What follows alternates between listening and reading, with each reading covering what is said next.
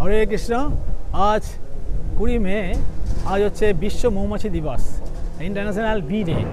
তো কবি বলছেন যে মৌমাছি মৌমাছি কোথা যাও নাচি নাচি, দাঁড়াও না একবার ভাই, ওই ফুল ফোটে বনে তাই যাই আহরণে, দাঁড়াবার সময় তো নাই।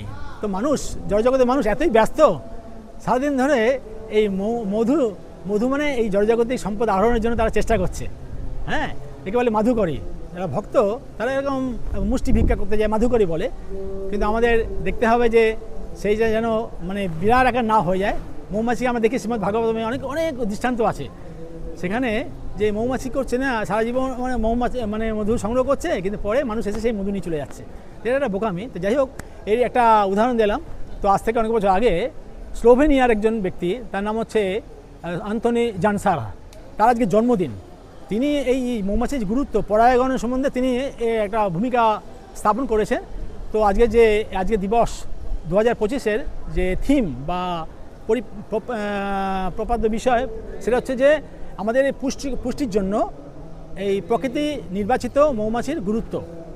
তো আজ থেকে অবলুপ্ত হয়ে যাচ্ছে। এই জন্য আমরা যারা এই প্রাকৃতিবিদ, তারা জীববৈচিত্র্য, বাস্তুতন্ত্রকে রক্ষার জন্য এবং পুষ্টিকর এই শস্য রক্ষার জন্য এই মৌমাছির গুরুত্ব আছে।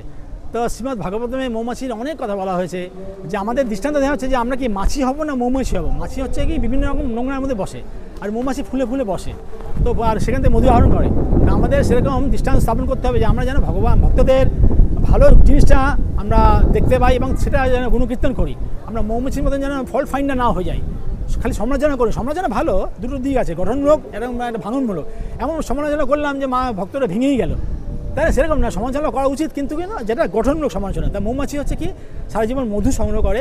সে ঘন্টায় 6 মাইল বেগে যায় এবং 90 কিলোমিটার, 1 কিলো মধু আহরণ করার জন্য সে 90 কিলোমিটার সে দ্রুত যায়। তার যে যায় ছন্দে ছন্দে, আমি আগে বলেছি যে নৃত্য করতে করে যায়। তো আজকে সেই দিন।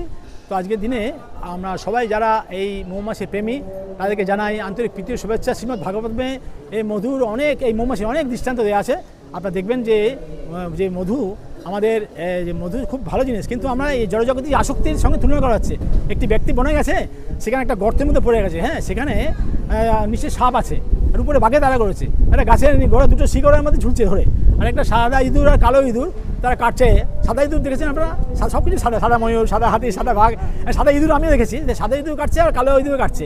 তার মানে কি দিন সাদা ইঁদুর আর রাত হচ্ছে কালো ইঁদুর। তো আমাদের এরকম দিন যাচ্ছে, রাত যাচ্ছে, আমরা জড়জগতে প্রচণ্ড পরিশ্রম করছি, আর নিচে আমাদের ভয়াবহ সাপ অপেক্ষা করছে মারার জন্য, উপরে বাঘ, কিন্তু তার মধ্যে আবার একটা ফোঁটা মধু পড়ছে জিভে, আর মনে হচ্ছে ওটাতে আনন্দ পাচ্ছি।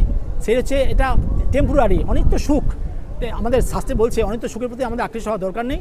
তাই মধু থেকে আমরা এই শিক্ষা লাভ করতে পারলাম আজকে। হরে কৃষ্ণ, সবাই ভালো থাকবেন। জয় জগৎগুরু শিল প্রভুপাদ কি জয়।